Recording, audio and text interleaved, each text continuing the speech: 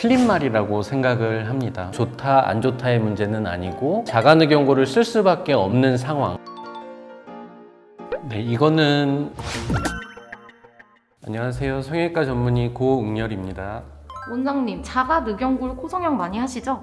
네, 요즘에는 자가누경고를 이용한 코성형을 환자분들께서도 선호하는 분들도 많이 계시고요. 재수술 상담을 많이 하고 있기 때문에 첫 수술이 아닌 재수술 시에 자가누경고를 이용해서 코 수술을 많이 진행하고 있는 편입니다. 그럼 자가누경골 코성형이 정확히 뭔지 알려줄 수 있나요? 자가누경골 코 성형은 이름 그대로 갈비뼈에 붙어있는 갈비 연골을 활용해서 코 수술을 할 때 재료로 사용을 하는 것이고요. 그 재료는 코끝을 올리는 데 사용하는 지지대의 역할을 하는 거나 또는 콧등에도 사용을 하고 있는데, 정확하게는 자가누경골을 이용해서 코 수술을 진행한다, 이렇게 생각하시면 좋을 것 같습니다.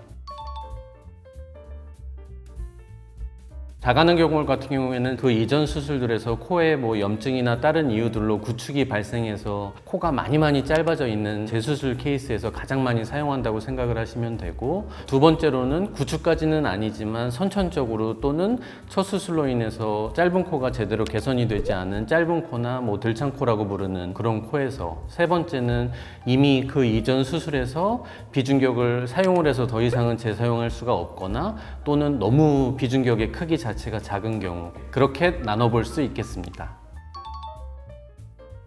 대부분은 우측 갈비연골에서 보통 채취를 하고 있고요. 저 같은 경우에는 7, 8, 9번에서 주로 채취를 하는데, 저희가 가장 선호하는 거는 8번 갈비연골이 되겠고요. 우리 이 쇄골이라고 하는 쇄골의 중간 부분에서 쭉 하단을 내렸을 때 부분에서 한 2.5에서 한 3cm 정도 절개를 하고 피부, 지방, 근육층을 통해서 들어가서 이제 갈비연골을 채취하는 게 일반적이고요. 채취할 때 굉장히 숙련이 필요한 거는 사실입니다. 왜냐하면 혹시라도 흉막을 잘못 건드려서 기흉 같은 것들이 발생할 수도 있고 또 출혈이 있을 수도 있기 때문에 굉장히 섬세한 작업이 필요한 작업이라고 생각합니다.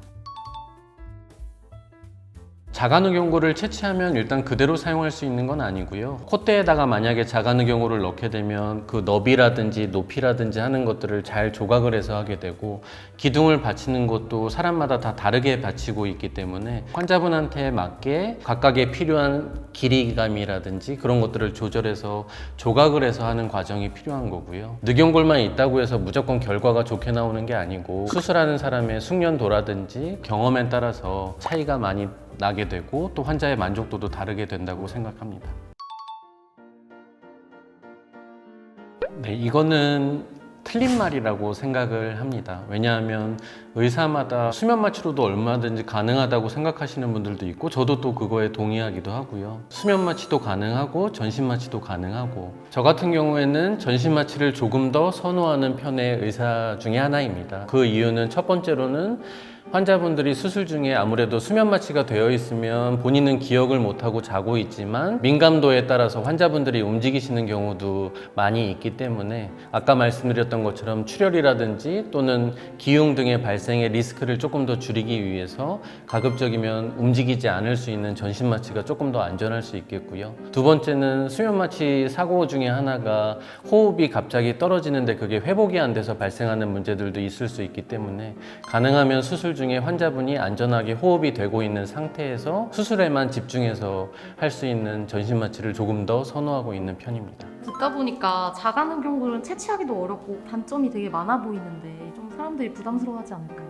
제가 입장을 바꿔서 환자분의 입장으로 생각을 돌이켜봐도 가장 자가누경골이 걱정되는 것이, 아무래도 전신 마취하면 일단 사람들은 큰 수술이라고 생각을 하기 때문에 그런 부분이 있을 수 있겠고, 또는 내 흉곽 어딘가에 가슴에 작은 흉터기는 하지만 흉터가 남을 수 있는 부분, 전신 마취하고 갈비연골을 뗐기 때문에 며칠간의 통증이 있을 수 있기 때문에 그런 회복 기간들이 필요한 거는 분명한 사실입니다. 하지만 반대로 자가누경골을 쓸 수밖에 없는 상황, 비중격이 없는 상황이라든지 코가 아까 말씀드렸던 것처럼 너무 짧거나 아예 구축이 되어 있거나 할 때는 나의 니즈에 맞게 만족스러운 결과를 얻어내기 위해서는 그 재료로서 가장 강력하게 사용할 수 있는 무기이기 때문에 꼭 좋다 안 좋다의 문제는 아니고 한마디로 투자라고 생각을 하시면 가장 좋을 것 같습니다. 그리고 자가누경골의 가장 큰 장점은 의사가 자가누경골을 채취를 할 때 자기가 원하는 크기만큼의 연골을 얻어낼 수 있기 있기 때문에 뭐 비중격이 굉장히 작다거나 또는 없다거나 했을 때